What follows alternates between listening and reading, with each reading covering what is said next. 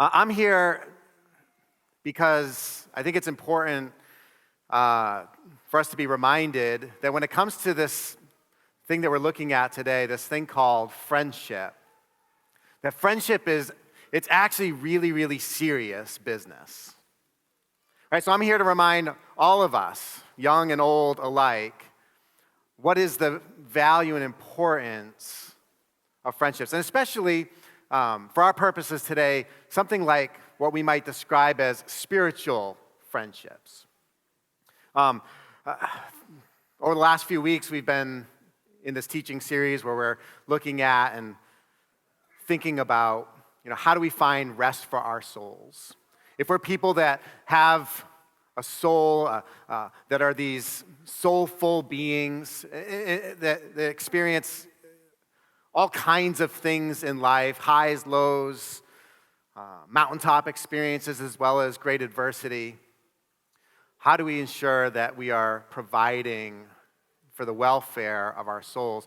And one of the really important things that I think can often go neglected when it comes to the welfare of our souls is friendship. That friendship is a gift that we've been given. The potential for us to actually experience this thing called friendship is a gift for every one of us.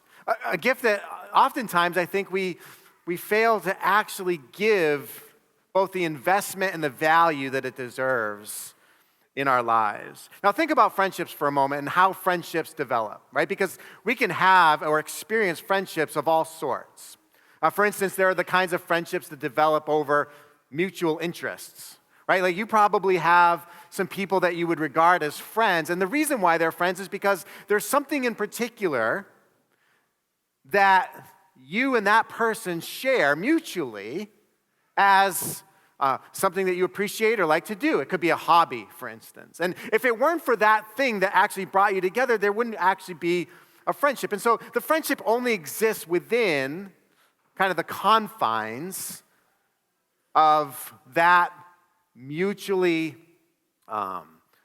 beneficial thing.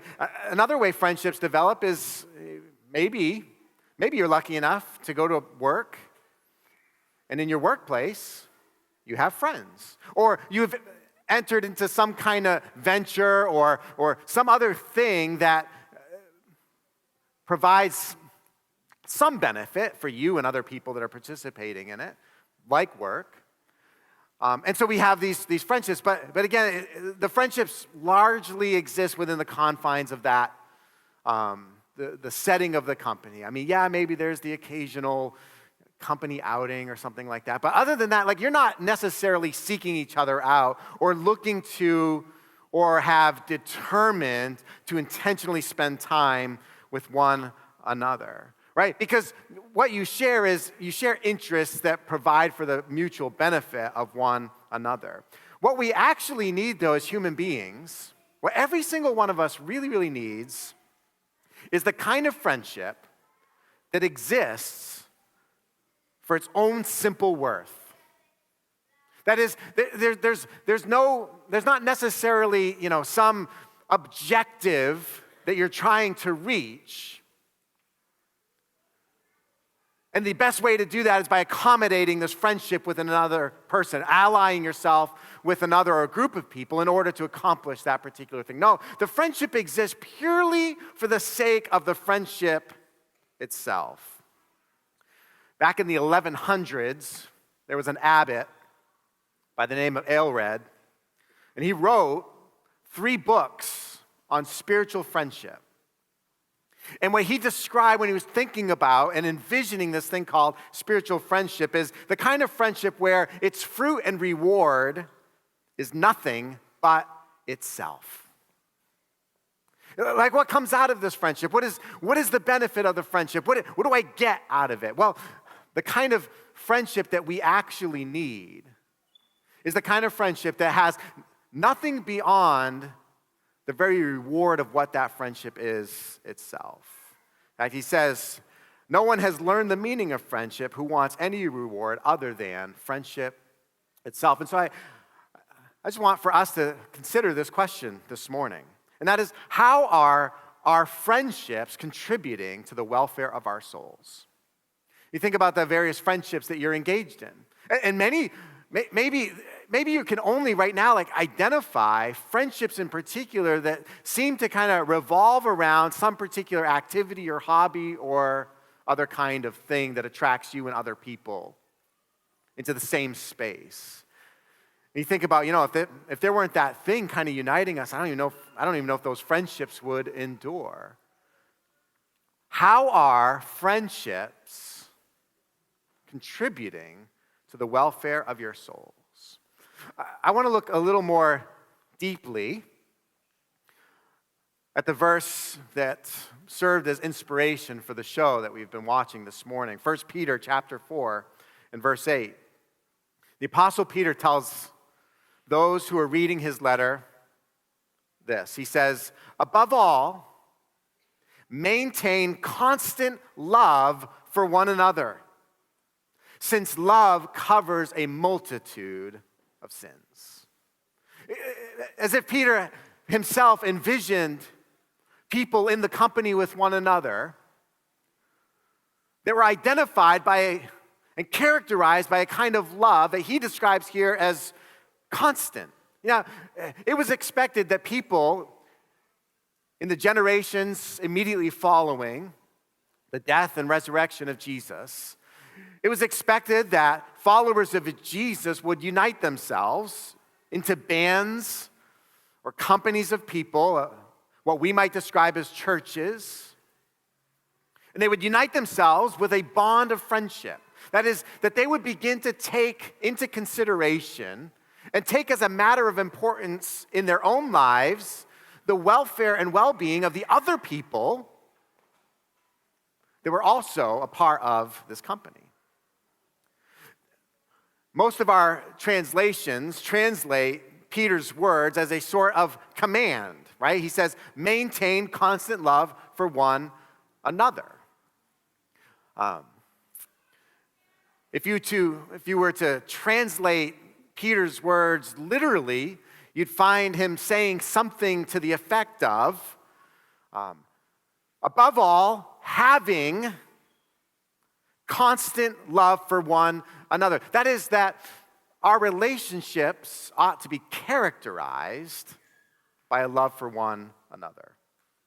What kind of love? Well, he describes it as constant love. What we have in the show, we have translated as a deep love, right? Love each other deeply. This word conveys the idea of a kind of constancy or intensity. It describes a kind of love that is strained or stretched out. And so what spiritual friendship requires, and some of you know this, because you've been in or are in friendships where that friendship is tested, that love is tested. And what we know is that our friendship requires a kind of love that is capable of being stretched out. Because what we will find when we invest ourselves in and when we participate in a life of spiritual friendship is we will find that that kind of friendship isn't cheap. Right? I have golfing friends. And those friendships form around a hobby called golf. Well, if there's a falling out with one or more of those people that I play golf with, guess what? That's right, I can go find other golfing friends. There's lots of them out there, right? And so there's a kind of friendship that can come and go, a kind of friendship that we might even describe as disposable. But the spiritual friendships that we really need are not like that. They are friendships that require a measure of love that has the capacity of being strained and stressed out when necessary. And again, a friendship that exists not for any particular benefit of either of the parties involved in the friendship, but exists purely for the benefit of the friendship itself. See, friendship, Aylred described friendship as something that is fragile. That friendship is something that is frequently interrupted by life's demands. How many of you have had friendships that have been interrupted by the demands of life? How many of you have experienced friendships that seemed like they were just kind of fragile, that just the very nature of those friendships, they always seem to kind of be teetering on disaster.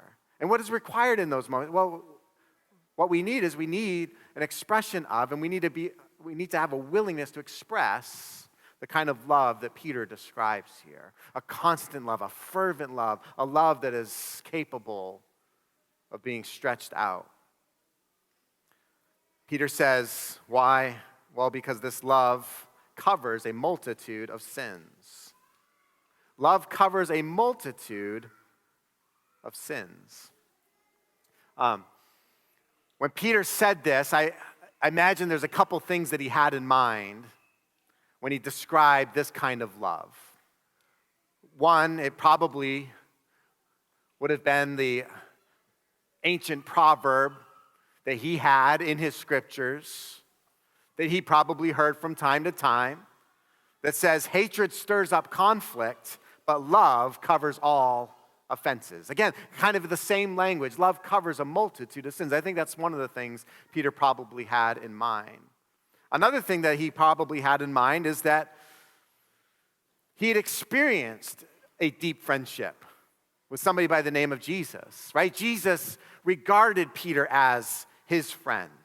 Jesus called Peter his friend. Jesus invested, and Peter invested mutually in a relationship of friendship.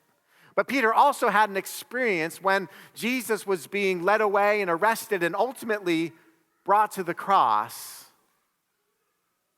Peter, in that moment, abandoned Jesus. And so he knew what it was like to be on the end of having let down his closest friend. But the story doesn't end there, right? Many of you know that as you read through the gospel narrative, Jesus died on the cross. He rose from the dead. And then he appeared to his disciples. And in this beautiful moment of restoration, he comes around Peter and he reminds Peter of that deep and abiding friendship that the two of them share. A friendship that covers over all of Peter's unfortunate mess-ups and sin and failure. Right? Jesus reminded him of this friendship that they shared together. And while friendship can be fragile in the sense that, it really takes just one person in that friendship to abandon the friendship as it is meant to be. It was in Jesus' heart to re-arrest Peter's heart and Peter's love in the bond of friendship. Peter gives us a little practical advice with how we can actually extend this kind of friendship to one another. He goes on in verse 9 to say, be hospitable one to another without complaining. Now again, Peter, what he recognized was that people from all varied walks of life and circumstances, right? People that were as diverse as people can be, people that were diverse in their economic status, in their social status, in their ethnic status, right? All of these people were going to come together and they were going to form a company of people, a church, as it were. And with that, there were going to be all different kinds and a range of experiences and expressions and what was going to be necessary in order for these people to actually to live in harmony with one another was a willingness to express love. And here he describes that love being expressed in something like hospitality. Right? That is, there must be a willingness to host and be hosted. A willingness to bring people into your life, to bring people into your home, to be the kind of person that's willing to allow yourself into the lives of others and into the homes of others. You see, we're not meant to be as alone as we often are. Right? We're alone all the time. Reading this book that describes the differences between modern Western culture and the culture of the ancients. Some of that culture is still very prevalent in other parts of our world. Like, for instance, it brings out the reality that you and I, we spend so much time alone. How many of you want alone time, right?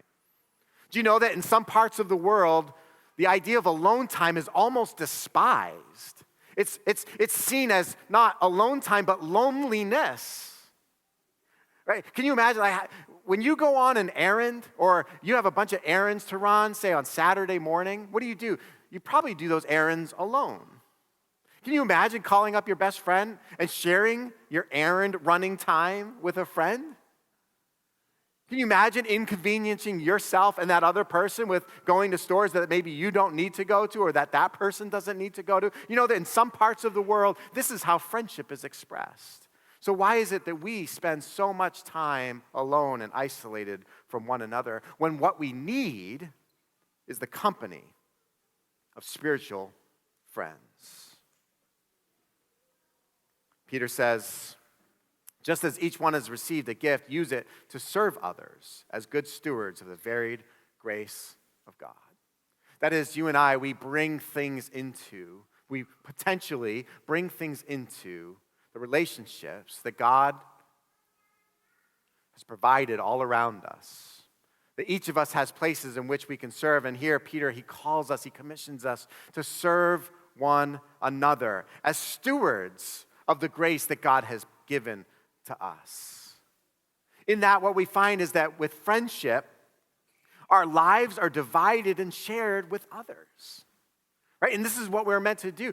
We were meant to have an experience, a life that is divided and shared.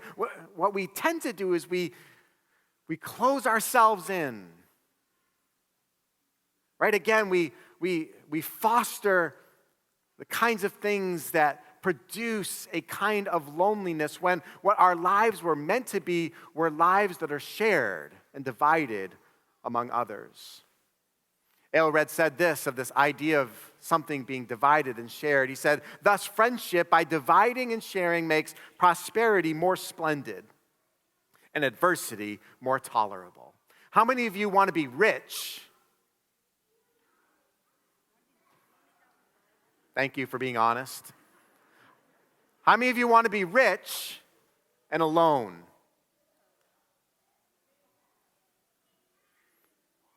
How many of you want to be rich and alone? Right? No. Like, what good would those riches be? What good would it be? You know, Jesus says, if I gain the whole world and yet lose my soul, what benefit is that to me? And when it comes to friendship, when it comes to this matter of actually living out the kinds of lives that God created us for, what good is it if I were to gain the whole world and have no one to share it with? And this is why Aelred says that even in prosperity, when we share that prosperity with one another, it makes the prosperity more splendid. And then on the other side, it takes something like adversity. How many of you experience adversity from time to time? It makes adversity more tolerable. What do we need when we're experiencing adversity? What do we need when it feels like the whole world is against us? Do we not need the friendship and the company of others? People who will, not for their own benefit, not for some ulterior motive, but purely for the sake of this beautiful thing called friendship, come alongside and divide our lives and share them together with us.